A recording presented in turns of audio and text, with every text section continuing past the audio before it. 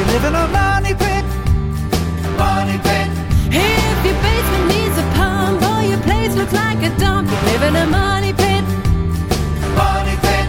Pick up the telephone, fix up your home sweet home by calling 888 Money Pit. The Money Pit is presented by Easy Breathe. Now, here are Tom and Leslie. Coast to coast and floorboards to shingles, this is the Money Pit Home Improvement Show. I'm Tom Kreitler. And I'm Leslie Segretti. And we are here to help you with your home improvement project. So help yourself first. Pick up the phone and give us a call right now at 1-888-MONEY-PIT. Look around your house. Peek outside around your yard. What's a project that you either have to get done that could be a fix or an update or remodel, or maybe you want to talk about your plan for some portion of your house in the future? We'd love to help you set those projects in motion, but help yourself first by calling us right now at 888-MONEY-PIT, 888-666-3974, because that's what we do. We are your coaches.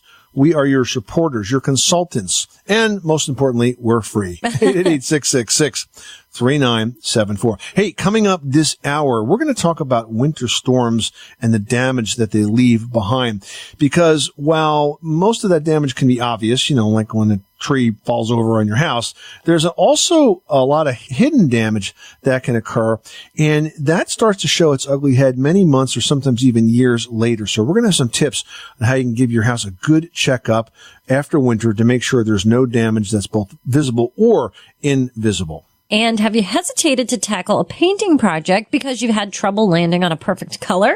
Well, we're going to share the secrets to picking that perfect color combination. And if you have a finished or unfinished basement or even a crawl space, it's always a challenge to keep that space dry. So we'll have some solutions just ahead. But most importantly, we're here to talk to you. So give us a call. Let us know whatever it is you are working on. We're here to lend a hand. Whether you're painting, redoing a kitchen, or rebuilding an entire house, we're here for you. 1-888-MONEY-PIT, 888-666-3974. Let's get to it. Leslie, who's first? Heading up north to Windsor, Ontario, where Richard, funny enough, has home improvement problems too. It seems like all things aren't better in Canada. They still have home improvement problems. What's going on? We live in a ranch house with a crawl space, and the crawl space is probably about 4 feet deep and 3.5, 4 feet deep. And on the inside of the crawl space, on the inner foundation walls, it has been weeping tiled on the inside of the foundation walls. So at least there is some weeping tile getting groundwater. The question I have is more on the outside of the house where there is no weeping tile installed. And the lay of the land is not exactly optimal for drainage. Optimal, toward the road, Right. So it is swaled to an extent, but not ideal. So the question I have is, with that water coming down, say when the troughs overflow or heavy rains, to protect the foundation of the wall and the general perimeter, would it be advisable to lay down something like pond liner or some other sort of thicker material to allow for the water to not accumulate around the perimeter as much? Yeah, I understand your question. You're basically looking for a way to keep water away from the foundation, which is smart. I will tell you, though, even though you may not have optimal drainage in terms of the site, most of the water that affects foundations is water that's coming off of the roof into the gutters and out of the spouts. So that, therefore, becomes the easiest way to manage it. Generally, if you want to assess how well your house is doing with that, you want to kind of do a mental picture in terms of how much roof is going to each downspout. And we are looking for somewhere around 400 to 600 square feet, or maybe even 800 square feet of roof surface per spout. If it's more than that, then the spouts are probably undersized and can easily become overflowing. The other thing, of course, is to make sure they're clean. And the most important thing is to look at where they terminate. Now, contractors in the U.S. and in Canada have a really bad habit of taking those downspouts and turning them out just a few inches at the bottom and letting them drain into a splash block that may be a couple of feet long at most. If you're trying to keep your foundation dry, though, that water needs to get 4, 5, 6 feet away from the foundation, because then it's going to drain into the soil out there and not totally saturate the soil right around your house. And managing that discharge is the surest and fastest and easiest and least expensive way to take care of that moisture. Sure, we could talk about curtain drains and all that sort of thing, but I don't think it's necessary, because I found that most water problems that I've seen in all the years I've been doing this show and in the 20 years that I was a professional home inspector, almost all of them can be solved by better managing the gutters and the downspouts. It really comes to be that easy. I often have trouble convincing people it's that simple, but it really is. If you keep the water away from that foundation perimeter that's sourcing off the roof, you will see a big difference in those conditions that you're observing. Well, thank you. Yeah, the biggest problem area is one large, long valley. And during those heavy rains, that particular area will just overflow. And, regardless of the size of the troughs, it's just such a torrent of water. Right. I'm thinking that I should maybe install a copper box with its own downspout right there, or else maybe a couple of splash guards or something. I'm not sure. So here, I know what you're talking about. So there are certain roof configurations where there's not enough room for a gutter, or a gutter that's big enough. So what you could do is do something like that, or you could just put in a deeper gutter. The standard gutters are 4-inch K-style gutters. In my house, when I redid my roof, I had the roofer upgrade them to 6-inch K-style, and I knew it was going to handle more water, but I was also impressed by the fact that the darn things almost never clog, because the spouts are so much bigger. And the other thing that you could do up on that roof is you could put diverters in higher up that valley. And a diverter is simply like a piece of think of it like a piece of angle iron, but it's made out of aluminum. It's usually like drip flashing that you use over doors. And you lay that down on the roof, and you basically seal it down with asphalt roof cement and some screws that have rubber washers in them. And you pierce that roof shingle, lay it right in there. And then if you think about it, as the water, that torrent of water you described comes down the roof, it hits that diverter and starts to spread out further on the roof. So it gets into different parts of the gutter system than just that one corner where it always overflows. Oh, very informative. I really appreciate that. Thank you very much. All right. Well, good luck with that project. We appreciate you checking in with us from Windsor, Ontario. Gloria in Massachusetts is on the line with the Money Pit, looking for some help with a basement bathroom. What can we do for you? I have one of those soapstone, old-fashioned sub-tubs. It works good. There's no leakage. But what we do, my brother Roger recycles cans, and sometimes he gets the cemented ground wet. And so I remember on one of your programs somebody was saying about they want to put like a small, just regular rug, and you said that's not good because it could get moldy. So you just want something small, like to stand on in front of the sink, kind of a thing? Yeah, something like that. Yeah, I would use a foam mat, or there's a lot of different types of mats that are out, like the kind you put in front of your kitchen sink that are thick and soft and made of foam, and that'll be fine. That'll give you some relief on your feet. You just don't want to put a carpet down, because when you put carpet down, it holds a lot of water, and it can get moldy, and you can get allergens that get in there. It will support dust mite growth and that sort of thing. But any type of a vinyl mat would work well. They also have floor tiles that are made like for garages that are kind of like rubberized, and they have holes in them, and they lock together like big puzzle pieces. You can get some of them, but just anything but carpet is fine. Okay, so you said a foam or a vinyl mat? Yep. Yeah, a vinyl mat. In my house, in my kitchen, we've got like a 2-foot by 3-foot thick mat that gives your feet some relief when you're basically standing in front of the kitchen. And I'm thinking of it because it's made of like a rubbery foam. And, there's no stress when you're on it, and you can just pick it up and wash it off, and it's good to go. Okay, but the bottom would still be rubber, like the bottom of it? No, it's like it's rubber, it's vinyl, it's foam. It's just, look, anything but carpet is going to work, Gloria, okay? Anything but a rug, all right? Okay. Good luck. Thanks so much for calling us at 1-888-MONEY-PIT. You are tuned to the Money Pit Home Improvement Radio Show, on air and online at moneypit.com. Give us a call. We'd love to hear what you are working on, whether it's a big project or a small project. We're here to lend a hand. 888-666-3974. Up next, big storms can leave a lot of obvious structural damage in their wake, but there can also be hidden damage that turns into big expenses later on. We'll have tips on how to check your house for damage big and small, seen and unseen, in today's Pro Project, presented by HomeAdvisor.com, next. You live in a money pit.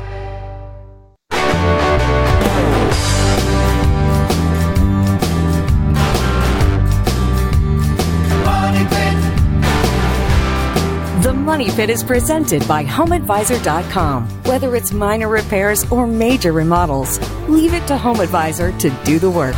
Check out HomeAdvisor.com. Making good homes better. This is the Money Pit Home Improvement Show. I'm Tom Kreitler. And I'm Leslie Segretti. Love to hear what you're working on or planning to work on for the days ahead, including spring projects, right? I mean, it's almost going to be time to get outside and work on those outdoor living jobs like the patios and the decks. Give us a call right now at 1-888-MONEY-PIT, presented by Home Advisor, the fast and easy way to find the right pro for any kind of home project, whether it's a small repair or a major remodel. Tom in Arizona, you've got the Money Pit. How can we help you today? Talk to me about this thing called stainless steel that stains. Stainless steel appliances and how you clean them. Yeah, stainless steel and the stains that follow it, right? Oh, yeah. Yeah, everybody thinks it's indestructible and always stays beautiful and silvery looking and all of that, but it is indestructible, but it doesn't stay pretty. It's used a lot in commercial kitchens for a very good reason because it's very, very durable. But if you want it to look, shiny like chrome all the time, that's just not going to happen. So you got to kind of accept that. It's like if you have copper. We had somebody that called once and said, I can't keep my copper gutters without turning green. I'm like, people pay extra for that. That's called patina. It's like the natural way copper turns. And with stainless, it's going to get stained and it's going to get discolored and you're going to have to polish it probably more than you'd like to. But that's just kind of the way it rolls. Right, Leslie? I mean, it definitely is. And, it's interesting because some of the appliances have made that turn towards the non-fingerprinting stainless. Because it's amazing how quickly stainless steel does get fingerprinty. And one thing I didn't realize, which I should have before I got my stainless fridge, is that you can't put a magnet on it. So then it's like all the fun things you'd put up of your kids, it's kind of useless. You can't put any of those things up. And in fact, some now manufacturers are putting a magnet, a magnetic backing on their stainless so that you can do that. That'd be a big problem in my house. I don't think I've seen the refrigerator door since it was delivered. I mean, it's true, but there are, special products that are meant for cleaning stainless steel. It's important that when you do clean the stainless that you wipe it in the grain of the stainless itself because you can then scratch it and cause like a weird swirling pattern. In my opinion, it's gorgeous and I think it's worth the work. So, it's just something you gotta deal with, unfortunately. What products would you suggest or process to clean? The one that I actually like comes in a wipe format, and it's called Weiman. It's Weiman. I know you can get it at Walmart or Bed Bath & Beyond. You can get it in a spray. You can get it in the wipe. I think the wipe kind of just makes it, the easiest to deal with. Plus, then you end up with extra liquid at the bottom, and you can use regular rags when you're done. But I think the important thing is, use a product that's meant for stainless, and you'll find that you have good success with it. Okay, is there any type of polish to put over that then to help preclude getting stained again right away? I don't think so because you're not going to be able to buff this to keep it clean in that sense. So I think it's just a matter of wiping it down on a regular basis. It's more of a maintenance issue, Tom. Okay. Thank you very much. Good luck with that project. Thanks so much for calling us at 888-MONEY-PIT. Well, major weather events like snowstorms leave a lot of obvious structural damage in their wake, but there can also be hidden damage that turns into big expenses later on. We have some tips now on how to check your house after a storm in today's Pro Project presented by HomeAdvisor.com. Okay, first, let's talk about foundations. If you have heavy accumulations of water after that snow melts, that can cause a home's foundation to weaken and ultimately even fail. So check your foundation carefully along both the outdoor and the indoor walls, looking for any areas that are cracked or bulged. Next, you've got to identify flooded electrical fixtures. Now, anything that's been underwater should definitely be replaced. And this includes outlets, appliances, and major system machinery like your furnace. Now, contaminants in water can damage those sensitive components, leading to malfunctions and then electrical fires. So you have to be careful. Can't tell you how many times I've seen folks have those circuits get wet and think they can just keep using them. But no, if they've been underwater, they've got to be replaced. And also we got to talk about high winds, right? Because they can take a big toll on the outer sort of skin of your home. And that can cause damage in a lot of areas. So check out every side of your house from the ground. You can check it for loose siding, metal trim, and soffits that may have loosened up. Give special attention to that roof because driving rain can push up under roof shingles and cause leaks. So if you've got loose flashing around chimneys and plumbing vents, that kind of thing can lead to some pretty significant leak issues. Now, there are some post-storm repairs that you can handle on your own, but for bigger and more pervasive problems, it really is best to call in a pro. And that's today's pro project presented by HomeAdvisor.com. With HomeAdvisor, you can get matched with top-rated home service pros in your area, read verified reviews, and book appointments online, all for free. No matter the type of job, HomeAdvisor makes it fast and easy to hire the best local pros. Kim in Missouri's online has a question about a countertop. What can we do for you today? Earlier this year, I remodeled my bathroom, and I had a new vanity put in, and I had it came with a black granite countertop, the kind that's shiny. Yep. And for some reason, one of the handles in the base of the faucet, it almost looks like a hard water stain or a hard water deposit. I can't get it off. It almost has a rough feeling. Nowhere else on the countertop looks like that. I've tried everything, and I'm afraid I've ruined it, but do you have any suggestions for me? I wonder if it's a manufacturing defect, Leslie. I mean, it very well could be. So tell us, where is this exactly? It's basically around the right faucet, the base of the right faucet, and then the right handle, and then the base of the faucet. And I've tried, like, all the things they recommend. I bought it at a big box store. Okay. And I've tried all the things they recommend there. And I haven't tried anything, anything abrasive at all. And the rest of the counter looks fine, but those two areas just won't come off. So you're thinking that this is something that's like staining this particular surface as opposed to just a defect in the original material. Is that correct? Yes, I'm thinking it is, because I don't remember seeing it when they first installed it. But, I mean, within a week or two after I saw that, but they said it almost looks like a hard water stain around them. Have you tried white vinegar? Yes. You did, okay, because that's usually, if it's a hard water stain or some sort of mineral in the water, that's going to be the trick. And I'm really afraid to try a lot of things because they said you can, damage the granite if you use the wrong cleaner. Now, you mentioned this was installed. Have you thought about contacting the original installers or the company that you work with for it? Because they may have access to some products that you don't. And it sounds like you tried all the basic over-the-counter type approaches here that you might need a professional to come in and fix this up for you. Okay, I could try that. I went to the original big box store, and I went to the department and said, where I purchased this at. The people that did my bathroom said, where do you clean this with? And they showed me that, but that didn't seem to work. And I even read articles that you should use something like ivory on it, like with a non-abrasive cloth. I've tried that, but like I said, it looks good when it's wet, but when it dries, it still comes back. Yeah, what it might be that you may have worn off some of the finish, and once you do that, then stains get into the stone itself. So I suspect this is going to be something you're going to need some professional help with. So I wouldn't, even if it's not the store you bought it from, there are going to be companies out there that specialize in granite cleaning and polishing, because everyone that has these types of surfaces in their home, I think when you originally buy it, you think, well, it's natural material. I'm never going to have to do anything with it. But the truth is, they often need to be repolished and resealed from time to time to keep looking good. And so that's, I think, what I would do at this point, since you've tried all the basics that you can try. I would just get a professional in to refinish this for you. Oh, thank you so much, because like I said, I was afraid I'd ruin the whole countertop for this one little area. Yeah, well, you could if you keep going. That's why I think you've tried everything that is reasonable for you to try.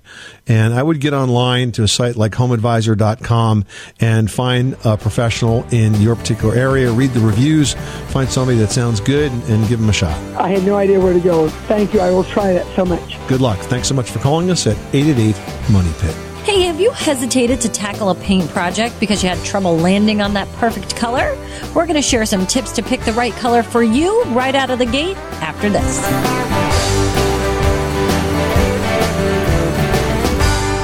You live in a money pit.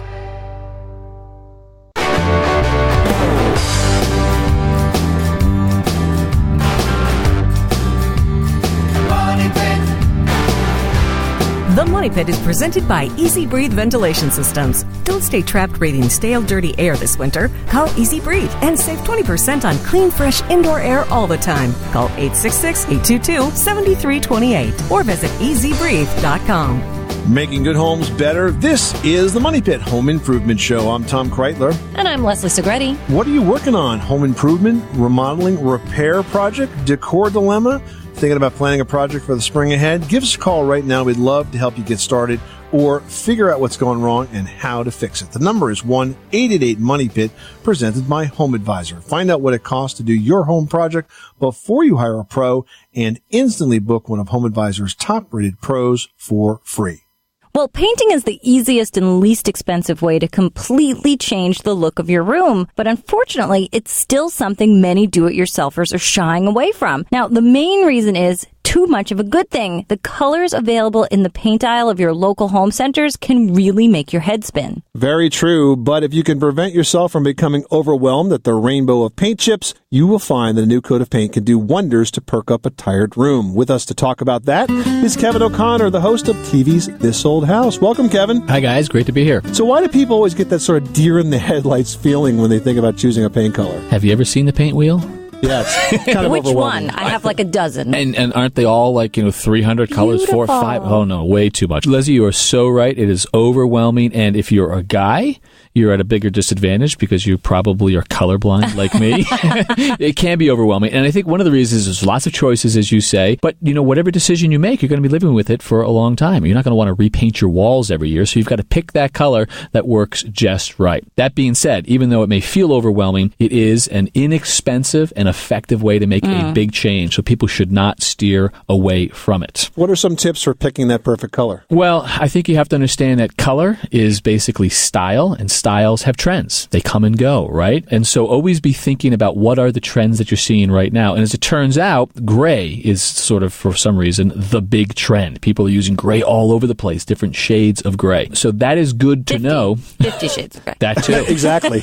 Using that for something else, I suspect. But, so it's good to know that there are trends out there. You probably want to find them so that you feel like the job that you're doing is going to be contemporary and well received. The one caution there is that obviously because it's a trend, trends change. So you may have to actually change with the trends over the coming years. Or utilize that trendy color in a smarter or smaller application so that if it does change or you tire of it, it's easier and more manageable to do so. Well, you definitely can be thinking about accent colors and little places where you can dress up a room with just one color. And so think about some of the beautiful details that a lot of rooms have or that you can add. A ceiling medallion would be a great way to introduce a pop of color. Wainscoting is a beautiful architectural detail. We often think about it as painting it white or just off-white, but why not give it its own color? It's not the entire room, but you can bring some of those trendy colors in through those things. Same thing with molding details and such. Well, and I think one of the bigger trends this year, and we've been seeing it sort of recurring throughout this year and for the next year,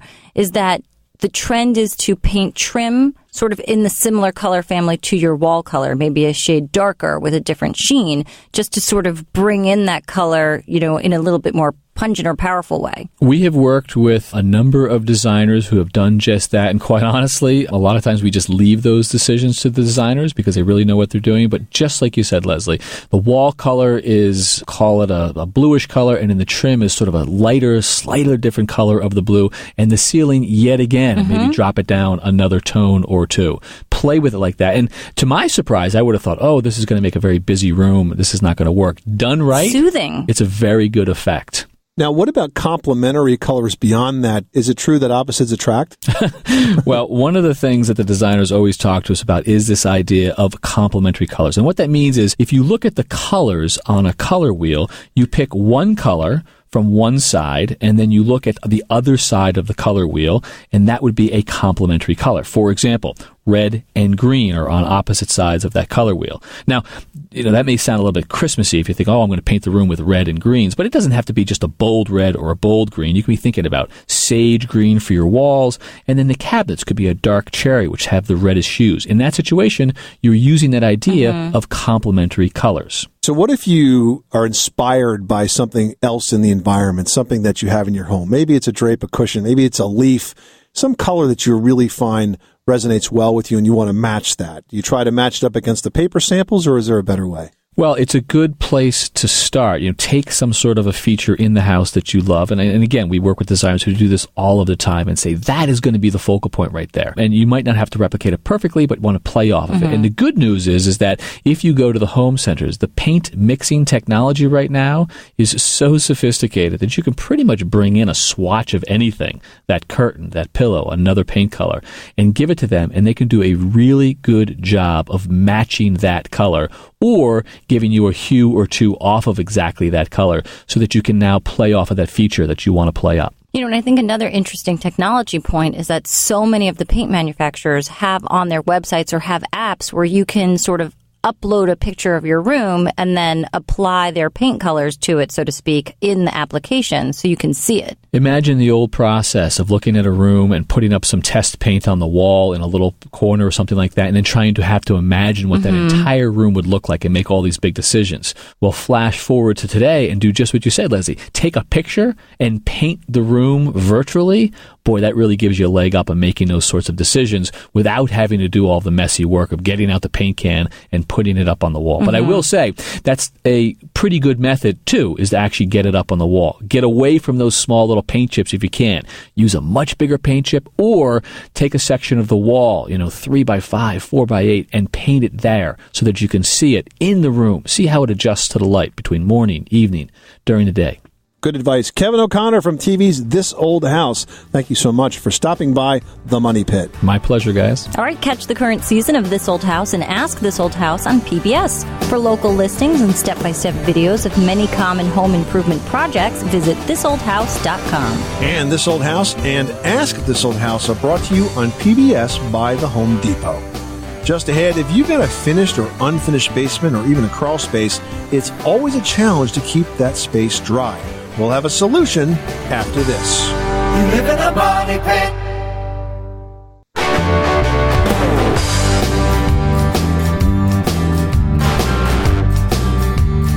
Money pit. The Money Pit is presented by HomeAdvisor.com. Whether it's minor repairs or major remodels, leave it to HomeAdvisor to do the work. Check out HomeAdvisor.com.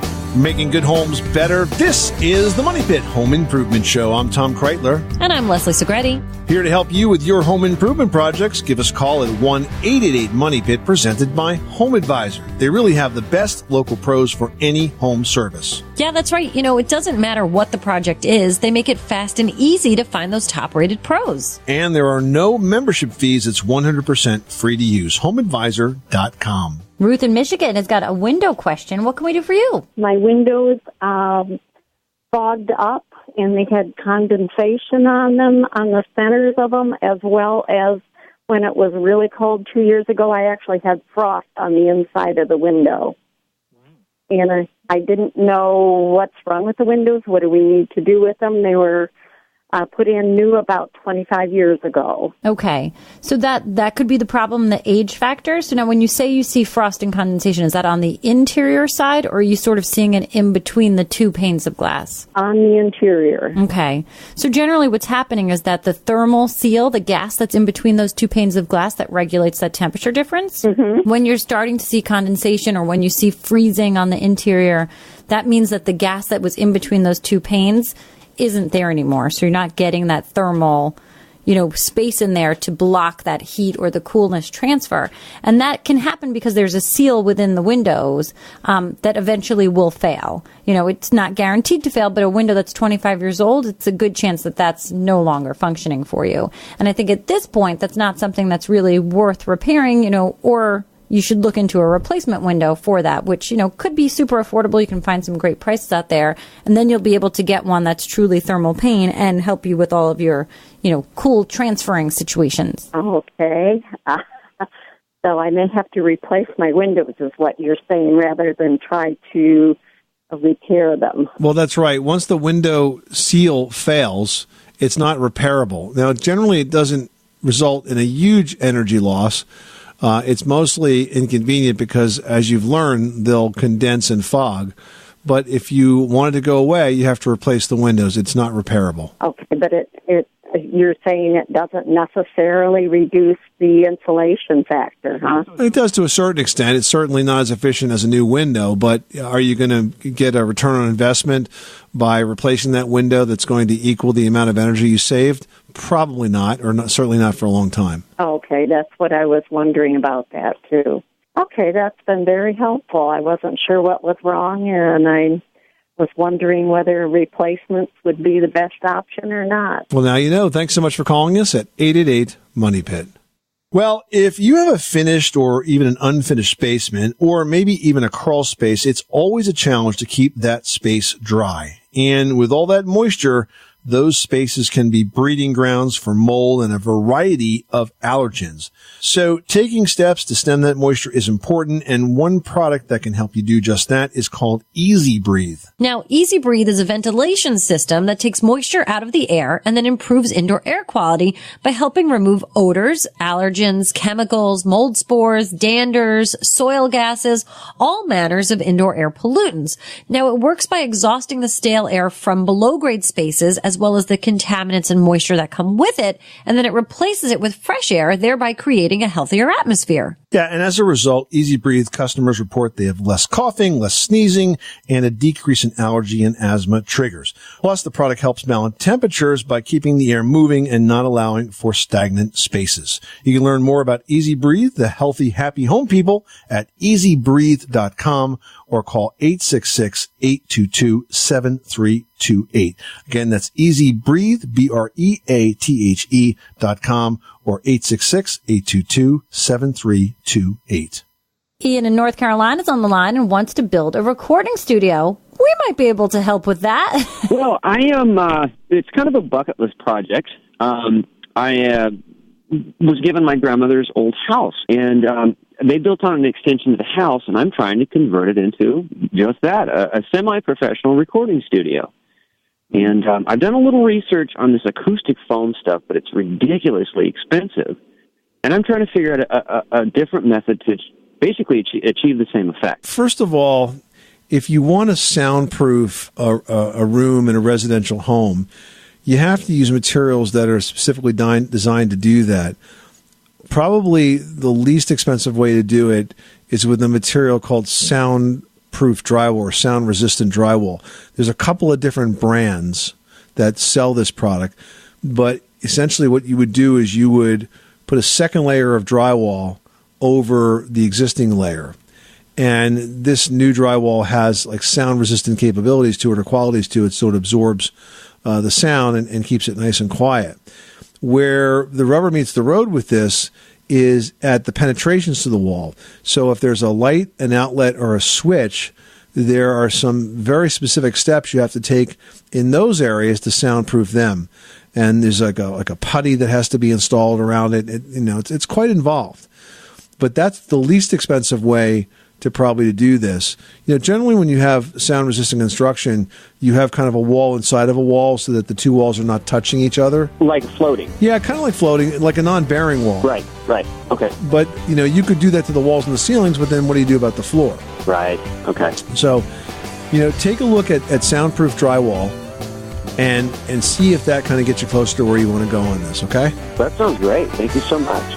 All right, thanks so much for calling the Money Pit. Hey, is replacing your windows a do-it-yourself project?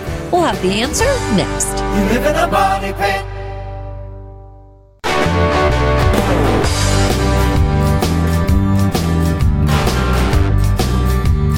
Money Pit.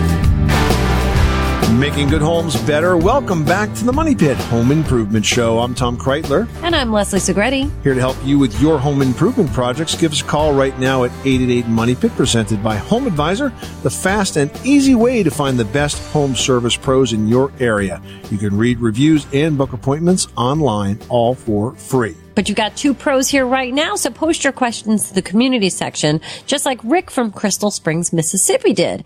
Now, Rick writes, I want to know if putting in replacement windows is a do-it-yourself job. I've got a brick house with the original aluminum frame single-pane windows, and they're super cold and drafty. Yes, we know exactly what you're talking about with that kind of window, Rick. It is a miserable window. I wish it was never invented. They're very, very cold and drafty, and there's nothing you can do with them. Now, to your question about whether replacing those windows is DIY or not, I say this.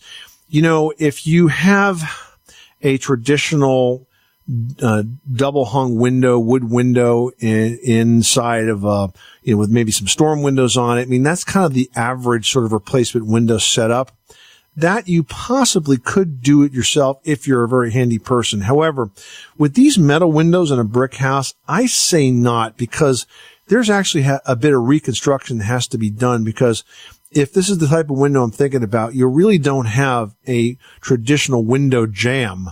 And as a result, that will have to be built as part of the window replacement project. So I'd say that this kind of job probably is not do it yourself, even for somebody that's handy, because you don't want to get it wrong. You're going to have leaks that'll get behind those windows into that brick wall, and that can rot the exterior structure of your home. So I would recommend you call a pro to get that project done, Rick. All right. Next up, Karen in Maine writes, I just removed horribly ugly wallpaper from the kitchen and living room. Oh, wait, but how does she really feel about it? It wasn't so bad. I do love wallpaper. All right. But she writes, to my pleasant surprise, underneath is beautiful, natural, real finished, real wood paneling underneath. Most of the glue dried, which makes it easy to remove, but some is stuck pretty well. I've been using vinegar and water to soak and scrape the rest. Is there anything I should do to the paneling before I apply a liquid gold or Murphy's oil soap to it? That's a good question. That, if she's got that on there, because she also said that was what was there before it was papered over. That's probably why it's coming off so easily, because it sounds to me like she's getting away pretty easy on this, because typically, getting rid of that paste is a real mess.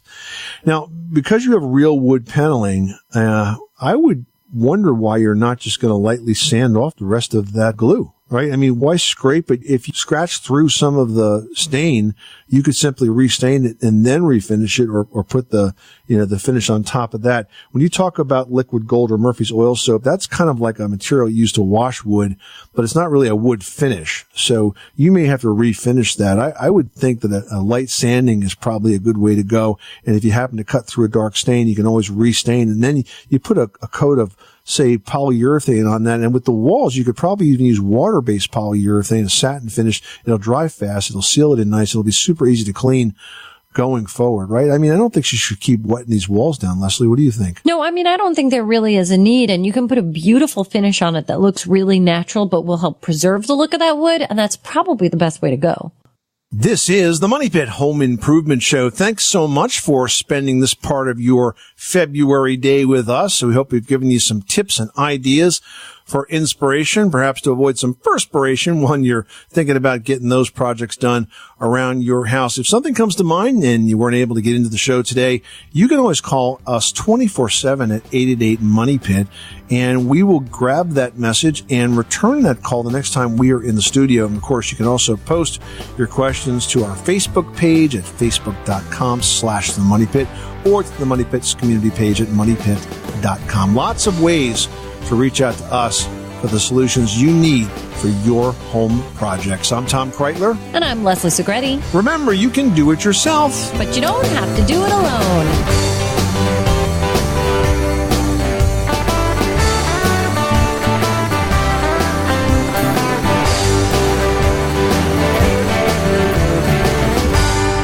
You live in a money pit.